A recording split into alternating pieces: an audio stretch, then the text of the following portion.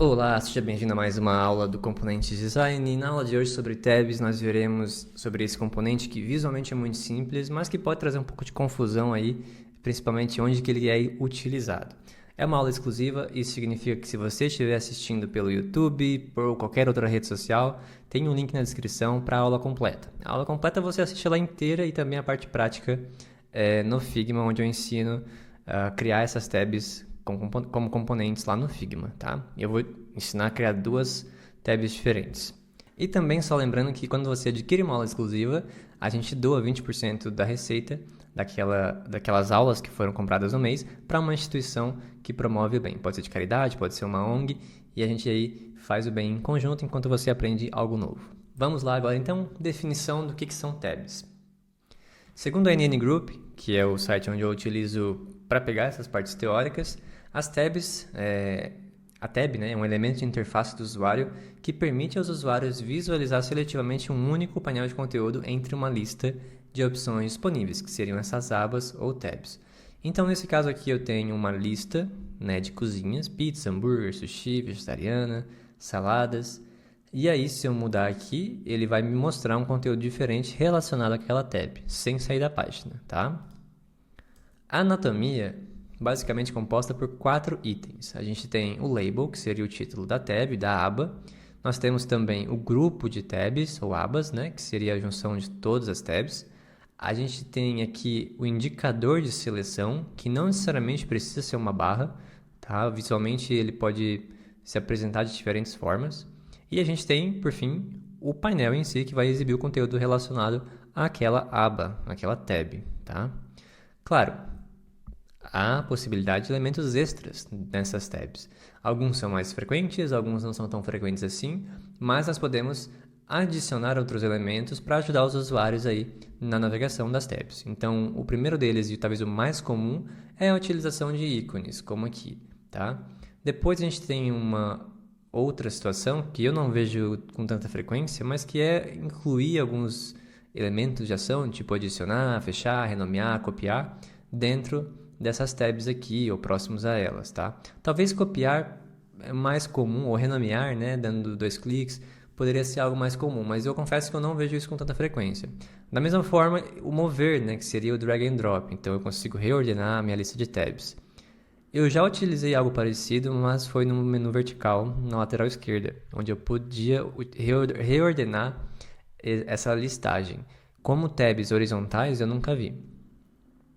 E por fim, a gente tem a rolagem horizontal, que essa sim também é bem comum, principalmente em dispositivos móveis, em que a tela é pequena, a gente não tem tanto espaço, então a rolagem horizontal ela permite que o usuário navegue nessa imensa quantidade de tabs que a gente decide colocar na navegação, tá?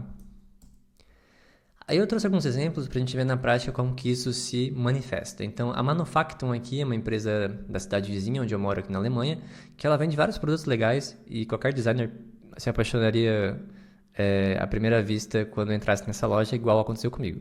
Então, eles têm aqui a navegação por tabs, que vai reordenar aqui, né, o conteúdo exibido embaixo. Então, a gente tem aqui 2 linhas de tabs, que não é uma recomendação muito boa, segundo o NN Group, mas eu não vejo problema. Enfim, eu acho que é simples, é interessante e funciona, tá? No caso do Duolingo, eles utilizam apenas ícones, né? Nesse caso aqui, como é um aplicativo mais lúdico, ele não precisa de tanto texto, eles colocam só os ícones para indicar o tipo de elemento que você vai colocar no personagem. Já no Mobin, que é aquele site onde você busca referências de UI, a gente tem aqui as tabs, né? Então elas vão alterar o conteúdo aqui embaixo, sem sair da página. E a gente tem aqui também as tabs de navegação, que a gente vai ver daqui a pouco, que elas não são necessariamente tabs, elas são menus de navegação, mas que compartilham visualmente o mesmo estilo.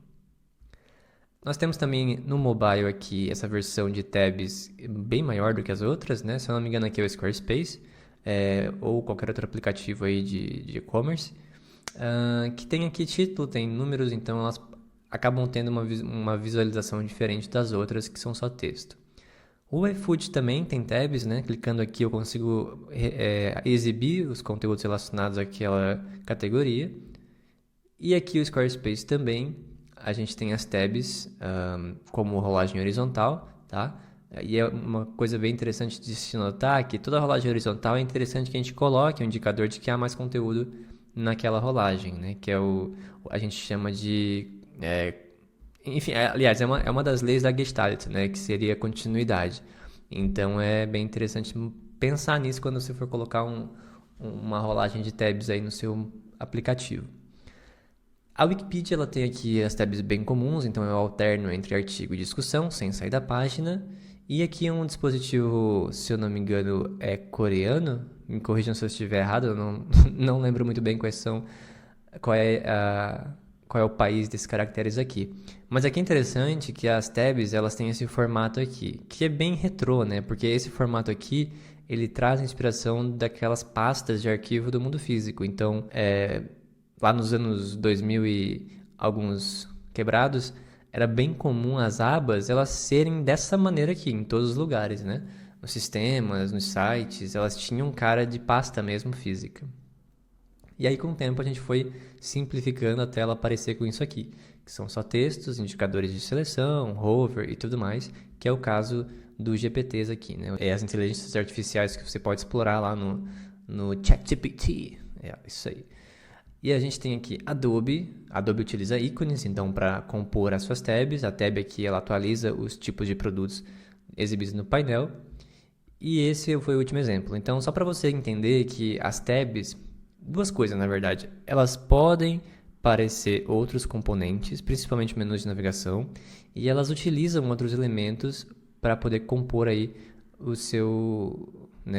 a sua interface. A maneira de usar tabs ela é bem flexível, né? De acordo com a sua necessidade, com o seu estilo visual, você vai criar as tabs aí com diferentes estilos, mas lembrando sempre que a sua característica principal é a alternância de conteúdo dentro da mesma página, tá? Dentro do mesmo bloco ou seção que você estiver utilizando as tabs.